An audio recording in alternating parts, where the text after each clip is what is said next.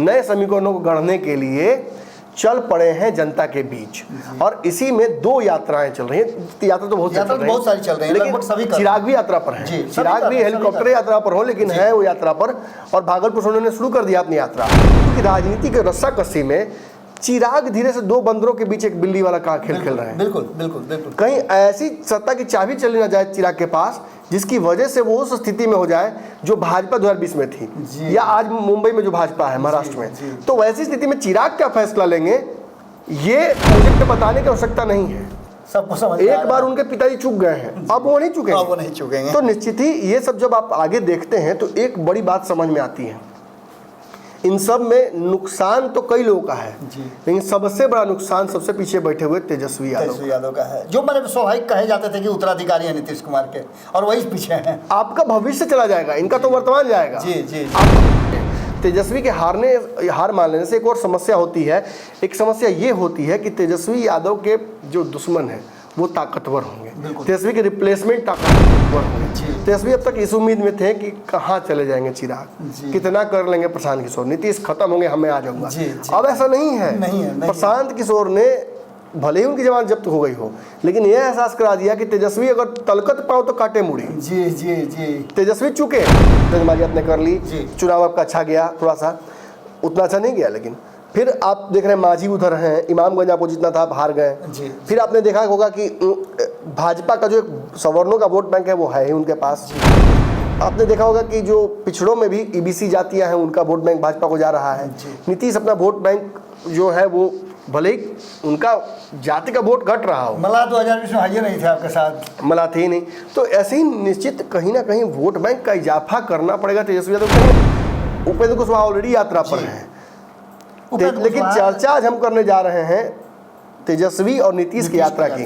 और बाबा एमओआई क्यों, मैं बता देता हूँ। चिराग पासवान ने परसों एक नया समीकरण गढ़ा है, महिला और यादव, हेलीकॉप्टर में महिला और युवा चिराग पासवान ने गढ़ा है। इसमें क्या है कि उन्होंने अपने पार्टी के एक महिला कार्यकर्ता को लेके अपने साथ हेलीकॉप्टर में गए और एक युवा नेता को अपने साथ लेके गए, कार्यकर्ता को, दोनों कार्यकर्ता, और दोनों कोई टॉप ब्रास नेता नहीं थे। और टॉप ब्रास नेताओं में इसका कहीं ना कहीं समझ लीजिए रिएक्शन भी था, रैंडम सिलेक्शन था। हाँ, लेकिन इस फैसले से बैट्समैन मजबूत था जिसने। अब इसका जरूरत मतलब नहीं है कि बढ़िया से बढ़िया 6 छक्का मारने वाला बैट्समैन भी आउट होता है। बिल्कुल। तो लगातार उसी दलित वाले एंगल पे पिच पर जब बॉलिंग करते रहेंगे तेजस्वी, तभी जाकर फंसेंगे चिराग। और उनको फंसाना जरूरी हो गया है, क्योंकि चिराग का तेवर है बिहार में वो तेजस्वी से बड़ा होता जा रहा है, युवाओं में एक्सेप्टेंस बड़ा होता जा रहा है, भीड़ बड़ी जुट रही है, भाजपा नीतीश का भी दिमाग काम नहीं कर रहा है कि क्या हो रहा है। और फैसले भी कुछ तो किस्मत के भी धनी है चिराग, मेहनत किया, अब किस्मत साथ दे रही है। तो किस्मत साथ दे रही है तो खूब साथ दे रही है जो बदला जिससे लिया था सबका बदला पूरा होता चला जा रहा है, सिलसिलेवार ढंग से चला बढ़ गई, अप्रत्याशित रूप से बढ़ी। यहाँ आकर के कहीं ना कहीं नीतीश कुमार का भी खोपड़ी जो है घुमा और लालू प्रसाद का भी घुमा, और यही कारण है कि दोनों जो है, और ये भाजपा के उदय का भी प्रतीक है। निश्चित बिहार में भाजपा मजबूत हुई उसका भी प्रतीक है। निश्चित रूप से अगर सारे आंकड़े को हम अगर देखें, और एक और देखिए सामाजिक स्तर पर भी एक समझना होगा आपको समीकरण कि ये सवर्णों के प्रति एक जो पैथोलॉजिकल हेट्रेड डेवलप किया गया था उसमें कमी आई, और बाकी जो छोटी जातियां ताकत कही जाती हैं उनका ब्राह्मण, भूमिहार, राजपूत को वोट का पैटर्न बढ़ा, बिल्कुल बढ़ा। तो ऐसी स्थिति में एक बात को झेल सकता है ना, वो उतना ही आगे जा सकता है। हाथी के कंधे पर चढ़ा हुआ व्यक्ति समझता है कब नीचे कभी नहीं आना है। ये राजनीति में अक्सर होते रहता है। इस पार्टी की परिपाटी अगर आपको याद होगा, अरे वो तो बड़े बड़े डायनासोरों पर से लोग उतारा गया है।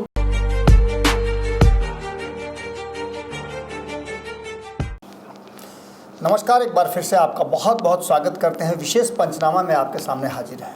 हमारे साथ आज भी नमन जी हैं, यानी आपके डॉक्टर साहब जो पॉलिटिकल चीर फाड़ करते हैं। आज भी हमारे पास स्टेशन पे बहुत सारी खबरें हैं, और बहुत सारी खबरों में एक खबर सबसे जो इम्पोर्टेंट है वो ये है कि एक बार फिर से चाचा भतीजा साथ निकलने लगे हैं, और साथ निकल करके वो लोगों से मिलेंगे, यात्रा करेंगे। यानी आपने सुना भी होगा, आपके व्यवहारिक जीवन में भी देखा होगा कि किस तरह से आपके घर में यदि कोई प्रयोजन होता है, बच्चों की शादी होती है, तो जो दुश्मन होता है उसको भी मनाने की कोशिश की जाती है कि खुशी का माहौल है उसमें सभी दोस्त दुश्मन हाजिर हो जाए। वैसा ही प्रयोजन होने वाला है बिहार में विधानसभा चुनाव का। जो कुछ भी हुआ उसमें समीकरण बिठाए जा रहे हैं और हर छोटी बड़ी चीज़ों को ध्यान में रखा जाता है, हर डिटेल्स नोट किया जा रहा है। उसी में एक समीकरण MY समीकरण है। नमन जी से बात करने से पहले मैं आपको थोड़ा सा इसमें हिंट्स दे दूं कि MY समीकरण जो है उस समीकरण के आधार पर अब तक पिछले 35 वर्षों से ये दोनों कायम हैं, यानी कि लालू प्रसाद और नीतीश कुमार दोनों सत्ता के शीर्ष पर रहे हैं, चाहे अपने बैठे हों या अपने किसी मर्जी से किसी को बैठा दिया हो। दोनों ही परिस्थिति में ये दोनों ट्रेंड करते रहे। लेकिन जो 2020 के चुनाव में हुआ उसने अचानक से नीतीश कुमार को झटका दिया और नीतीश कुमार के साथ साथ लालू प्रसाद को भी झटका दिया। ये झटका था कि सबसे पहले मुस्लिमों की संख्या घटी थी। इसके इतना ही नहीं, जो MY समीकरण का यादव था उसकी भी संख्या घटी थी, तो वहीं जो लौकुश समीकरण है उसकी भी संख्या घटी थी। यानी कि 2015 की तुलना में यदि आप देखें तो 2020 में बहुत सारे समीकरण बदले थे और यही कारण था कि न तेजस्वी यादव कुर्सी पर पहुंच पाए थे, थोड़े सीटों से पीछे रह गए थे, तो वहीं नीतीश कुमार को भी ज़बरदस्ती, अब देखें ना घर में कभी बिरवाई उरवाई लगाइएगा, कोई पौधा उधा या फल उस पर जब आने लगता है तो थुम ही लगाया जाता है, वैसे ही नीतीश कुमार को मुख्यमंत्री की कुर्सी पर भाजपा के थुम ही से बिठाया गया था। इन सारी बातों के साथ साथ अब जो वर्तमान परिस्थिति बनी है, दोनों यात्रा पर निकल रहे हैं और दोनों का फोकस MY है। इस पूरे विषय पर नमन जी से हम चर्चा करेंगे, बीच बीच में कई डिटेल्स भी होंगे जो आपको हम देंगे। नमन जी, MY समीकरण का मतलब सीधे लोग समझते हैं मुस्लिम और यादव जी, जिसमें दोनों तो फेल हैं जी। दूसरी तरफ लौकुश समीकरण का मैंने बताया है कि 2020 में जो स्थिति इन लोगों की हुई 2010 और 2015 से बहुत ही गिरी हुई स्थिति थी, मतलब खराब स्थिति थी जी। तो इन घटती हुई संख्या को लेकर के 2025 में क्या ये चुनाव में जाना चाहेंगे या कुछ नया समीकरण जोड़ करना चाहेंगे? देखिए, अब बिहार में दो पार्टियां, राजद और जदयू, इनका जनाधार खिसक रहा है जी।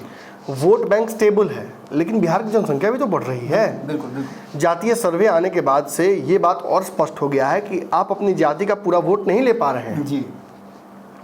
एक बहुत फाइन लाइन है दोनों के वोट बैंक के बीच में। नीतीश कम वोट बैंक वाले हैं, तेजस्वी बड़े वोट बैंक वाले हैं, लेकिन फिर भी मुख्यमंत्री नीतीश कुमार हैं। नीतीश कुमार बैसाखियों के सहारे हैं, तेजस्वी के पास बैसाखी का भी सहारा नहीं है।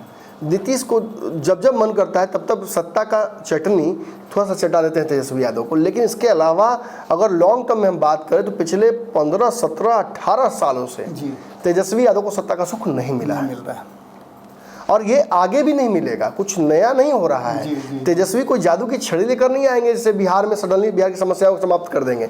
17 महीने काम करने को तेजस्वी यादव को मिला तो नीतीश के सामने चरण चुम्बन करते ही नजर आए। बिल्कुल बिल्कुल। वुड पॉलिश जो कहते हैं या एक कहावत है यस मैन का, वही दिखे तेजस्वी। कहीं कहीं तेजस्वी का तेवर जरूर अच्छा दिखा, कहीं कहीं मैंने बड़ाई भी हर बार की है कि जैसे तेजस्वी ने कहीं कहीं जो सरकार में कमियां आई उसको ओन अप भी किया। जैसे पुल गिरा तेजस्वी ने प्रेस कॉन्फ्रेंस किया। बिहार में जब क्राइम के डेटा को लेकर भाजपा हमला करने नीतीश पर आई तो तेजस्वी ने क्राइम का डेटा लेकर खुद प्रेस कॉन्फ्रेंस किया। तो ऐसी ऐसी परिस्थितियां आई जिसमें तेजस्वी इन पार्ट्स बड़ा ब्रिलियंट पॉलिटिशियन लगे, लेकिन ओवरऑल रिजल्ट उनके पक्ष में नहीं आया।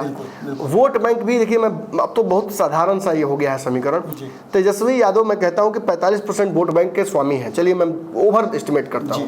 जो वर्तमान गठबंधन है उसमें 12% इनका जोड़ लीजिए, 17% यादव जोड़ लीजिए, 15-18% मुसलमान जोड़ लीजिए आप, उसमें बाकी जो आगे पीछे जो नीतीश और भाजपा से बच जाते हैं पिछड़े, और जो चिराग से बच जाएंगे दलित, उनको जोड़ दीजिए, तब भी ये समीकरण 42-45 के बीच ही आकर रुकता है। मैं 47 कर देता हूं। चलिए, मैं मानता हूं कि बहुत ब्रिलियंट काम करेंगे, 17 महीने नौकरी दी, उसके चलते कुछ लोग आ जाएंगे। सब जाति के लोग नहीं देंगे वोट, लेकिन कुछ जातियों में जरूर सेंधमारी होगी। ये अंदाजा भी इनको था इस चुनाव में, लेकिन 4 सीटों के चुनाव के हार के बाद उपचुनाव के ये तय हो गया कि वो 17 महीने वाला लॉलीपॉप नहीं चल रहा है। जी। और अभी जो स्नातक चुनाव तिरहुत का चल रहा है, इसमें राजद ने थोड़ी भी अपनी ताकत नहीं लगाया है। तेजस्वी तो पहुंचे नहीं जगह पर। जी। तो ये भी कहीं ना कहीं इस बात का इशारा करता है कि निश्चित ही तेजस्वी इन चीज़ों से हार मानकर बैठे हुए जी, हैं। लेकिन 2025 का चुनाव है बाबा, हार मानकर नहीं बैठ सकते हैं। बिल्कुल। उन्हें कहीं ना कहीं से समीकरण गढ़ने होंगे। तेजस्वी के हार मान लेने से एक और समस्या होती है। एक समस्या ये होती है कि तेजस्वी यादव के जो दुश्मन हैं वो ताकतवर होंगे, तेजस्वी के रिप्लेसमेंट ताकतवर होंगे। तेजस्वी अब तक इस उम्मीद में थे कि कहाँ चले जाएंगे चिराग, कितना कर लेंगे प्रशांत किशोर, नीतीश खत्म होंगे, हमें आ जाऊंगा। अब ऐसा नहीं है। प्रशांत किशोर ने भले ही उनकी जमानत जब्त हो गई हो, लेकिन यह एहसास करा दिया कि तेजस्वी अगर तलकत पाओ तो काटे मुड़ी। तेजस्वी चुके तो प्रशांत किशोर की जगह ले लेंगे। और आगे चिराग पासवान भी एक बड़ा विकल्प बिहार की राजनीति में नीतीश का बनते जा रहे हैं। और ये सहजता से बनते जा रहे हैं, कंपटीशन बढ़ता जा रहा है, सहजता से बनते हैं चिराग पासवान। तेजस्वी तो लड़कर ना जीतेंगे तेजस्वी से, नीतीश से। नीतीश तो खुद देंगे नहीं कुर्सी। लेकिन भाजपा और जदयू की राजनीति के रस्साकसी में चिराग धीरे से दो बंदरों के बीच एक बिल्ली वाला खेल खेल रहे हैं। बिल्कुल। कहीं ऐसी सत्ता की चाबी चली ना जाए चिराग के पास जिसकी वजह से वो उस स्थिति में हो जाए जो भाजपा 2020 में थी, या आज मुंबई में जो भाजपा है महाराष्ट्र में। तो वैसी स्थिति में चिराग क्या फैसला लेंगे ये मुझे बताने की आवश्यकता नहीं है। सबको समझ एक बार उनके पिताजी चूक गए हैं, अब वो नहीं चुकेंगे। तो निश्चित ही ये सब जब आप आगे देखते हैं तो एक बड़ी बात समझ में आती है, इन सब में नुकसान तो कई लोगों का है, लेकिन सबसे बड़ा नुकसान सबसे पीछे बैठे हुए तेजस्वी यादव का है, जो मैंने स्वाभाविक कहे जाते थे कि उत्तराधिकारी है नीतीश कुमार के, और वही पीछे हैं। आपका भविष्य चला जाएगा, इनका तो वर्तमान जाएगा। जी। आपका तो भविष्य चला जाएगा। और एक बार अगर कहीं सच में तेजस्वी के अलावा कोई और युवा बिहार का मुख्यमंत्री बन गया तो ये फिर वो बड़ा ही अलग ही कहानी उसके बाद हो जाएगी। हो सकता है बाद में फिर तेजस्वी आ जाए। अब जैसे उत्तर प्रदेश में भी संभावनाएं बनी हुई हैं कि योगी पर इस बार भारी पड़ सकते हैं अखिलेश, लेकिन ये केवल कयास है जी, कंक्रीट तो कुछ दिख नहीं रहा है। अगर पिछला चुनाव देखें तो अखिलेश का बढ़िया गया है जी, उस आधार पर हम कह रहे हैं कि चुनाव अच्छा, लेकिन उपचुनाव उनका भी अच्छा नहीं गया है। उपचुनाव अच्छा नहीं गया जी। विधानसभा के समीकरण में कहानी अलग हो जा रही है। बिल्कुल। और नीतीश चिराग जब साथ, नीतीश और जब भाजपा साथ रहे हैं तो बिहार में क्या रिजल्ट रहा है वो बताने की जरूरत नहीं है। बिल्कुल, इसमें कोई दो राय नहीं है। चाहे विधानसभा हो चाहे लोकसभा हो, एक क्लीन स्वीप सा ही हुआ है। एक सबसे बड़ा समीकरण जी मेरे सामने जो नजर आ रहा है कि यादवों और मुसलमानों के समीकरण में अच्छा ये मैं बताता हूँ। मैं तुरंत पहले वो यहाँ आपको छोड़ दूँ जहाँ से ये बताना आपके आसान हो जाएगा। तो ऐसी स्थिति में मैं जहाँ पहुँच रहा था कि तो ऐसी स्थिति में सबसे बड़ा चुनौती तेजस्वी यादव के लिए इस वक्त क्या है, ये है कि जो वोट बैंक सामने एनडीए गठबंधन में अमूल चूल चला गया है। दलित चले गए हैं, लव कुश लगभग उनके पास है, कुशवाहा में थोड़ी सी बीमारी आपने कर ली, चुनाव आपका अच्छा गया, थोड़ा सा उतना अच्छा नहीं गया। लेकिन फिर आप देख रहे हैं मांझी उधर हैं, इमामगंज आपको जितना था आप हार गए। फिर आपने देखा होगा कि भाजपा का जो एक सवर्णों का वोट बैंक है वो है ही उनके पास। आपने देखा होगा कि जो पिछड़ों में भी ईबीसी जातियां हैं उनका वोट बैंक भाजपा को जा रहा है। नीतीश अपना वोट बैंक जो है वो भले ही उनका जाति का वोट घट रहा हो, मला 2020 में हाइए नहीं थे आपके साथ, मला थे ही नहीं, तो ऐसे ही निश्चित कहीं ना कहीं वोट बैंक का इजाफा करना पड़ेगा तेजस्वी यादव कहीं ना कहीं से। निश्चित रूप से। इसी कड़ी में आपने देखा कि वीआईपी ने एक बड़ा खेल खेला जी। सीमांचल के इलाके में एक सबसे मजबूत चेहरा जो मिथिलांचल के थे संजीव मिश्रा, उनको अपने पाले में कर लिया कि ब्राह्मण इसी बहाने मिथिलांचल के ब्राह्मण जहाँ ब्राह्मणों का गढ़ है, मिथिला के ब्राह्मणों में एक सॉफ्ट कॉर्नर अपने लिए डेवलप करेंगे। जो नहीं कर सकते ये राजद नहीं कर पाएगा ना। राजद करेगा तो लोग स्पुक हो जाते, डर जाते हैं। तो ये पैसिवली वही काम किया जा रहा है कि इससे योगदान क्या होगा तेजस्वी के मुख्यमंत्री बनने में, और दबाव भी है उनको। इससे बाबा अगर ब्राह्मणों का वोट लेके आती है वीआईपी तो तेजस्वी को मुख्यमंत्री बनाएगी जी, यही ना होगा जी। तो अब प्रॉक्सी वॉर शुरू हो गए हैं और इसी कड़ी में एक तो ये हुआ, दूसरा अब एमवाई समीकरण के साथ साथ नए समीकरणों को गढ़ने के लिए चल पड़े हैं जनता के बीच। और इसी में दो यात्राएं चल रही हैं। यात्रा तो बहुत सारी चल रही है, लेकिन सभी चिराग भी यात्रा पर है, चिराग भी हेलीकॉप्टर यात्रा पर हो, लेकिन है वो यात्रा पर। और भागलपुर से उन्होंने शुरू कर दिया अपनी यात्रा। उपेंद्र कुशवाहा ऑलरेडी यात्रा पर है, लेकिन चर्चा आज हम करने जा रहे हैं तेजस्वी और नीतीश की यात्रा की। और बाबा एमओआई क्यों, मैं बता देता हूँ। चिराग पासवान ने परसों एक नया समीकरण गढ़ा है, महिला और यादव, हेलीकॉप्टर में महिला और युवा चिराग पासवान ने गढ़ा है। इसमें क्या है कि उन्होंने अपने पार्टी के एक महिला कार्यकर्ता को लेके अपने साथ हेलीकॉप्टर में गए और एक युवा नेता को अपने साथ लेके गए, कार्यकर्ता को, दोनों कार्यकर्ता, और दोनों कोई टॉप ब्रास नेता नहीं थे। जी। और टॉप ब्रास नेताओं में इसका कहीं ना कहीं समझ लीजिए रिएक्शन भी था जी, रैंडम सिलेक्शन था। हाँ, लेकिन इस फैसले से उन्होंने ये जरूर साबित कर दिया कि एमवाई मतलब केवल मुस्लिम यादव नहीं बल्कि महिला और युवा भी हो सकता है। और इसी कड़ी में अब इसी समीकरण पर काम करने के लिए आपने सुना होगा नीतीश कुमार महिलाओं से संवाद ज्यादा करेंगे इस बार। जी। आंगनबाड़ी से लेकर अपने पार्टी के कार्यकर्ताओं से खूब संवाद इनका स्थापित किया जाएगा। महिलाओं से बातचीत करने के दौरान उनके वोट बैंक को अपने पाले में करने की कोशिश, और साथ ही साथ युवाओं की समस्या क्या है। देखिए, अब तक जो एक बड़ा आरोप लगता है नीतीश कुमार पर कि वो युवाओं की बात ही नहीं करते, वो युवाओं को रोजगार देने की तरफ बहुत आसक्त नहीं दिखते हैं, उनकी भावना वैसी नहीं दिखती है, टाल देते हैं चीज़ों को। कितना काम किया, खूब काम किया, काम कर रहे हैं, काम करेंगे, बस बात खत्म, रोजगार की बात ही नहीं करेंगे। वो बेसिक्स पे चलते हैं, वो कुछ नया नहीं। तेजस्वी ने इसको पकड़ लिया था, दवाई सिंचाई पढ़ाई और नौकरी पर लेकर। बिल्कुल। अब एनडीए चूंकि एकजुट हुआ है और बड़ा मजबूती से इस बार साथ एक दूसरे के हैं, थोड़ा खटपट होता है लेकिन उतना उससे कोई बहुत फर्क पड़ने वाला नहीं। वो 4 सीटों के रिजल्ट पर समझ में आ गया। तो इस समीकरण के तहत बड़ा भारी पड़ जाता है। अब यही तेजस्वी भी करने जा रहे हैं, वो भी एमवाई मतलब इस बार मुस्लिम यादव नहीं, वो भी महिला और युवाओं को ही पकड़ने जा रहे हैं। उनकी यात्राओं के माध्यम से भी यही रणनीति वो साबित करने जा रहे हैं। और इस बार आप खास बात देखिएगा कि प्रदेश अध्यक्ष जो बदलने की बात चल रही है, जिसमें दलित चेहरा काफी आगे चल रहा है। आप काफी दिनों से इस पर टिके हुए हैं कि कहीं ना कहीं नीतीश वो समीकरण दिख रहा है बाबा। जब जगदानंद सिंह ने इस्तीफा दे दिया है और कोई ना कहीं नया चेहरा लाने की बात चल रही है, तो मुझे लगता है कि चिराग पासवान से लड़ने के लिए इंस्टेंट थ्रेट चिराग पासवान बन गए हैं उनके लिए। तो उस लड़ाई को लड़ने के लिए उन्हें पासवान चेहरा सामने, दलित चेहरा सामने लाना ही होगा। और उसमें सरजीत का नाम जो आ रहा है, कुमार सरजीत का, तो वो काफी एप्ट लग एग्रेसिव भी है, उन्होंने कृषि मंत्री के रूप में एप्ट लग भी रहे हैं वो चॉइस उसके लिए। खैर वो तो उनको फैसला लेना है। सुरेंद्र राम भी लड़ाई लड़ते रहे, लेकिन वही ना, सुरेंद्र राम को बनाइएगा तो कहेंगे कि चिराग पासवान हम तो इनको हरा चुके हैं जी, तो कुछ नहीं कर पाएंगे मेरे सामने। और कहीं ना कहीं दलित के नाम पर मतलब देखिए, अब मैं ये बात कहता रहा हूँ, अर्चना रविदास को लड़ाया गया था, सुचंद्र राम को लड़ाया गया था, दोनों की जाति के थे।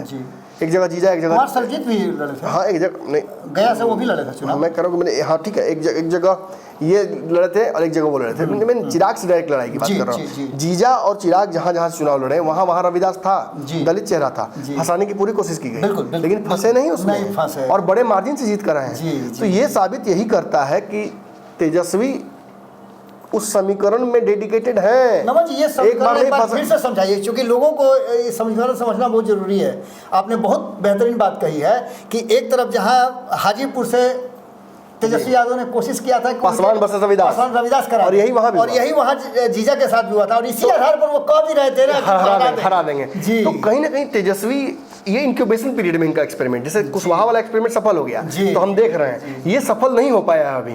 ये अभी इंक्यूबेशन में है, ये गर्भ में है, तो इसका रिजल्ट भी नहीं आया है। तो इसका मतलब ये नहीं कि मोटिव नहीं है।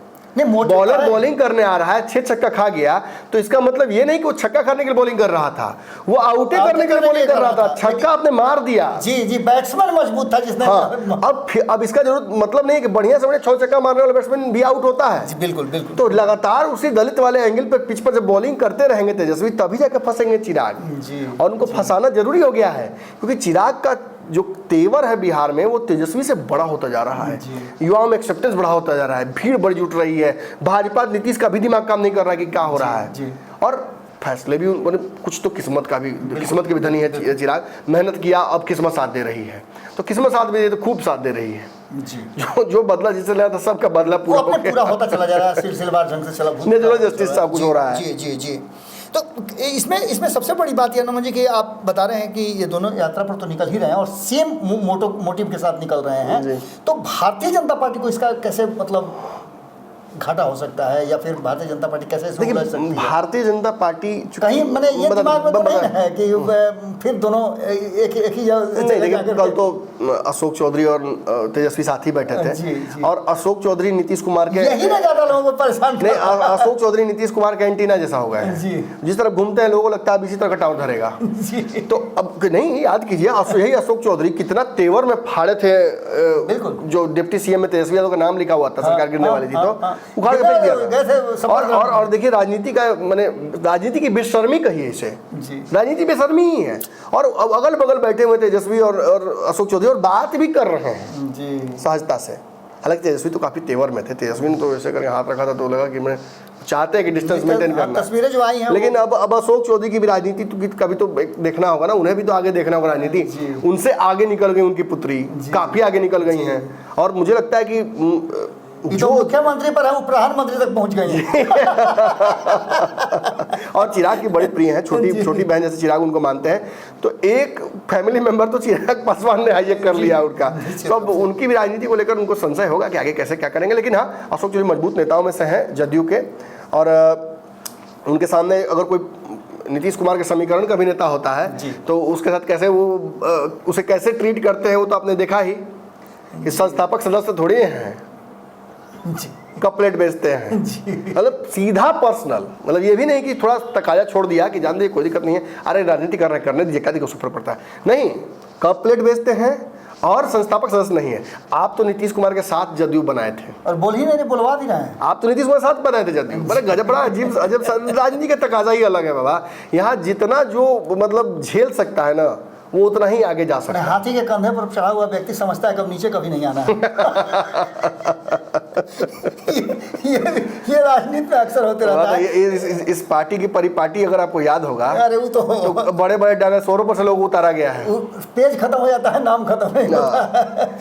एक मैं अंतिम में एक डाटा दे दूँ नमन जी, बहुत जरूरी होगा, क्योंकि आपने जो विश्लेषण किया उस विश्लेषण का डाटा से बहुत बिल्कुल तेजस्वी आखिर क्यों करना चाह रहे हैं, क्या करना चाह रहे हैं, उस समय मुस्लिम यादव के अलावा जो MY जो नया गढ़ा गया है, मुस्लिम यादव के अलावा अब महिला और युवा और साथ में उसके डी जोड़ दीजिए दलित जी।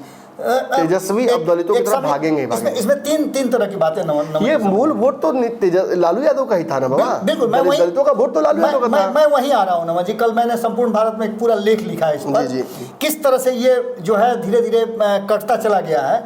आपको मैं बता दूं कि शुरुआत हुई थी जब नीतीश कुमार और लालू प्रसाद साथ में थे, तो सामाजिक समीकरण जोड़ने की बात हुई थी और कहा यह गया था कि सवर्ण हमें परेशान करते हैं, इसलिए हम एकजुट हो जाए तो सवर्णों किसके परेशानी से हम बच जाए। अब नौ सामंतवाद आ गया, तो उसमें हुआ क्या कि यादव सबसे मजबूत थे, तेजस्वी यादव के पिता जो हैं और नीतीश कुमार दोनों मिल करके जिस तरह से 2015 में समीकरण लड़े, उससे पहले आपको याद होगा कि 90 के दशक में इनको लालू प्रसाद को नीतीश कुमार ने ही ये कहते हुए बनाया था कि हमारे ओबीसी वर्ग के सबसे ज्यादा जाति वाले हैं, इसलिए इनका प्रभाव भी ज्यादा रहेगा, वोटर भी इनके साथ आएंगे, इसलिए हम लोग आगे सर्वाइव कर सकते हैं।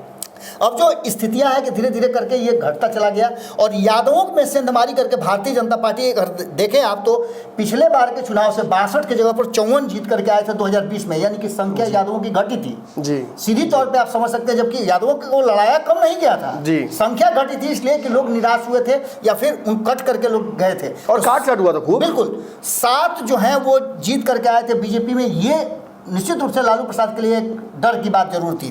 वहीं मुस्लिमों की बात करें तो मुस्लिम की संख्या भी घटी थी जी, 20 मात्र जीत करके आए थे 2020 में, और यहाँ तक कि आपको कमजोर हुआ था, बहुत कमजोर हुआ था। आपको याद होगा कि एनडीए में मुसलमान खोजने के लिए एक बसपा से ला करके और कोरम पूरा किया गया, मंत्री बनाया गया जमा खान को। उसके अलावा अगर बात करें आप तो ओबीसी ईबीसी में भी संख्या घट करके 45 पर आ गई थी, जो संख्या 60 से ऊपर हुआ करती थी। इसके अलावा वैश्य समाज के लोग भी घटे थे, जिसका कि आपको पता है कि इधर से घटे थे, मतलब दूसरे एंड से, इंडिया गठबंधन से, महागठबंधन से। इसके बाद दलितों की संख्या अगर कहें तो दलितों की संख्या भी घटी थी, खास करके अगर देखा जाए तो महागठबंधन की तरफ से। लेकिन इन सब में सबसे जो चौंकाने वाली बात थी, जिस सवर्णों के विरुद्ध ये सब कुछ बना था, उन सवर्णों की संख्या 64 हुई थी, जो 50 के आसपास हुआ करती थी, बढ़ गई अप्रत्याशित रूप से बढ़ी। यहाँ आकर के कहीं ना कहीं नीतीश कुमार का भी खोपड़ी जो है घुमा और लालू प्रसाद का भी घुमा, और यही कारण है कि दोनों जो है, और ये भाजपा के उदय का भी प्रतीक है। निश्चित बिहार में भाजपा मजबूत हुई, उसका भी प्रतीक है निश्चित रूप से। अगर सारे आंकड़े को हम अगर देखें, और एक और देखिए सामाजिक स्तर पर भी इसका एक समझना होगा आपको समीकरण कि ये सवर्णों के प्रति एक जो पैथोलॉजिकल हेट्रेड डेवलप किया गया था उसमें कमी आई, और बाकी जो छोटी जातियां ताकत रूप से कही जाती हैं उनका ब्राह्मण भूमिहार राजपूत को वोट का पैटर्न बढ़ा, बिल्कुल बढ़ा। तो ऐसी स्थिति में एक बात तो निश्चित रूप से तय नजर आती है नमन जी कि आप जो बता रहे थे उसमें समीकरण तो जरूर गढ़े गए हैं, और लालू प्रसाद के समीकरण में नीतीश कुमार जाने के लिए आपको याद होगा कि एक अलग तरह की खबर आ रही है कि वक्फ बोर्ड बिल को रोक दिया गया है, और ये समान मान के चलिए 2025 के चुनाव से पहले इस पर कोई चर्चा नहीं होगी। तो एक नीतीश कुमार को याद होगा, नायडू ने नैतिक दबाव तो नीतीश पर डाल दिया है, नायडू ने डाला और नीतीश ने आने तक नहीं दिया था, आपको याद होगा कि जेपीसी को आने तक नहीं दिया था पटना में। तो ये एक तो ये चुनाव से पहले ऐसा कुछ करना चाहेंगे नहीं। दूसरा आपको याद होगा, आपके साथ ऑलरेडी परेशान है सर्वे, मैं आपके साथ एक खबर कर रहा था जी। तो उस खबर में मैंने आपको बताया था कि 36 ऐसे पॉइंट्स लिखे गए हैं जनता दल यूनाइटेड के कार्यकाल के, जिसमें मुसलमानों के लिए जो काम किए गए हैं उसको जा करके लोगों को बताया, और 7 कमेटी बनाने के पीछे कारण भी यही था। ये सातों जा करके जगह जगह पर ये चुनावी तैयारी शुरू हो गई है, मार्च में चुनाव कराना है भाई, जल्दी करो जी। हालांकि इसमें वो फॉल्स गोल भी कर दिए हैं ललन सिंह कि मुसलमानों को वोट कहाँ देते हैं। नहीं, उसको तो खैर पार्टी ने फिर न्यूट्रलाइज करने की कोशिश की, बहुत तूल नहीं दिया गया उसको। तो ये सारी चीजें घुमा, और राजद भी इन चीजों को भुना नहीं पाती जी। इन सारी चीज़ों को घुमा फिरा करके एक बात तो साफ नजर आती है कि 2025 के चुनाव, देखिए आपने कहना शुरू कर दिया है तो मुझे भी कहीं ना कहीं अब इस पर संशय पैदा होने लगा है। सभी लोग यात्रा पे, चुनाव की तैयारी में सभी पार्टियां, तो चुनाव ही ना होगा, पहले होगा ये बातें। और निश्चित पटना में किसी अगर सड़क पर, सुनसान सड़क पर 4 को पुलिस वाले खड़े हो जाएं दूरी पर, एक मास की दूरी पर, और उसके बाद शांति हो जाए, रोड पे कुछ चलना बंद कर दे, तो सीएम ना गा जाएंगे वहाँ से, सीएम का काफिला ही ना गुजरेगा। बिल्कुल यही हाल है। जो पार्टियां एक बांस की दूरी पर खड़ा कर रही हैं कार्यकर्ताओं को, ये एक अघोषित चुनाव की तरफ बढ़ रहा है बिहार। जी निश्चित रूप से। तो मिला जुला करके ये कहा जा सकता है नमन जी कि MY समीकरण का अब तरीका नया डेफिनेशन आ गया, सभी पार्टियों के लिए नया डेफिनेशन, सभी पार्टियों के लिए नया डेफिनेशन, और कहीं ना कहीं नीतीश कुमार ने इसको गढ़ा है जी, क्योंकि नीतीश कुमार महिलाओं को तो फोकस करते ही रहे, शुरू से इसका इस्तेमाल करते आए हैं जी। लेकिन मैं ये जरूर कहूंगा कि चिराग ने इसको नया जो चेहरा स्वरूप दे दिया, ये सबके लिए थोड़ा सा अलार्मिंग, मैंने हनुमान की तरह जगा दिया कि आपके में ये भी ताकत है, ये सबके लिए अलार्मिंग हो गया थोड़ा सा। चलिए नमन जी, बहुत बहुत धन्यवाद। तो आपने विशेष पंचनामा में हमने कोशिश किया बहुत सारी बातों को जानने का, और नमन जी से ये भी जानने का कि होने वाला क्या है, और चुनाव वक्त से पहले होंगे तो उसकी तैयारियां कहीं ना कहीं होनी शुरू हो चुकी हैं। हालांकि तैयारियां तो लगातार होती रहती हैं, लेकिन बिहार में लगातार यात्राओं का दौर शुरू होना और इस तरह से समीकरण गढ़े जाना बता रहा है कि बहुत जल्द आपको वक्त से पहले चुनाव देखने को मिल सकता है। जुड़े रहिएगा। आप अपने विचार कमेंट बॉक्स में ज़रूर लिखिएगा, यदि कोई सुझाव है तो वो भी लिखिएगा, क्योंकि वो हमारे लिए बहुत महत्वपूर्ण होते हैं। बहुत बहुत धन्यवाद। नमस्कार।